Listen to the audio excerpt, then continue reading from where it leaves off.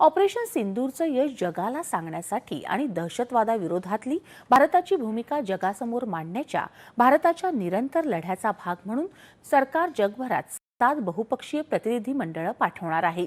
यापैकी शिवसेना खासदार श्रीकांत शिंदे यांच्या नेतृत्वाखालील शिष्टमंडळ आजपासून परदेश दौऱ्यावर जात आहे। या शिष्टमंडळाचा आज संयुक्त अरब अमिरातीचा दौरा असून त्यानंतर हे शिष्टमंडळ 24 मेला कांगो, 28 मेला सिएरा लिओन आणि 31 मेला लायबेरियाला भेट देणार आहे।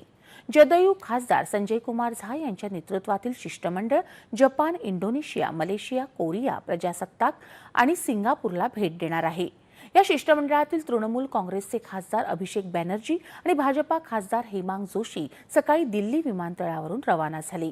दरम्यान भारताची बाजू जगासमोर मांडण्यासाठी परदेशी दौऱ्यांवर जाणाऱ्या 7 सर्वपक्षीय शिष्टमंडळांपैकी 3 शिष्टमंडळांना काल परराष्ट्र सचिव विक्रम मिस्री यांनी पहलगाम हल्ला, त्यानंतर भारतानं केलेलं ऑपरेशन सिंदूर आणि पाकिस्ताननं भारतावर केलेल्या हल्ल्यांना दिलेलं प्रत्युत्तर या घटनाक्रमाची माहिती दिली।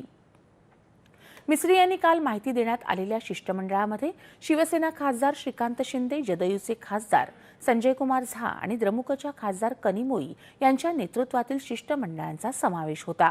भारतानं या कारवाईला दिलेली स्थगिती, त्यामागची भूमिका याचीही माहिती मिस्री यांनी दिल्याचं जदयू खासदार संजय कुमार झा, शिवसेना खासदार श्रीकांत शिंदे आणि भाजपा खासदार अपराजिता सारंगी यांनी या बैठकीनंतर सांगितलं। मत निर्विशेष विभिन्न दलों के जितने भी सांसद हैं, हम सब मिलकर विभिन्न देशों में जाएं और वहाँ के जो ब्यूरोक्रेसी है, वहाँ के जो राजनीतिक प्रतिनिधिगण हैं, उन सबको हम नैरेटिव रखें, हमारी नैरेटिव रखें, हम अपनी वार्ता उनके समक्ष रखें और पाकिस्तान का जो ये आतंकवाद प्रमोशन का जो अप्रोच है उसकी भर्त्सना करें और हम अपनी वस्तुस्थिति को उनके समक्ष स्पष्टता के साथ रखें। तो ये लगता है कि हम सबका कर्तव्य है और यह हम एक सूचना देना चाहते हैं कि भारत जहां तक आतंकवाद के विरोध का सवाल है, एक है।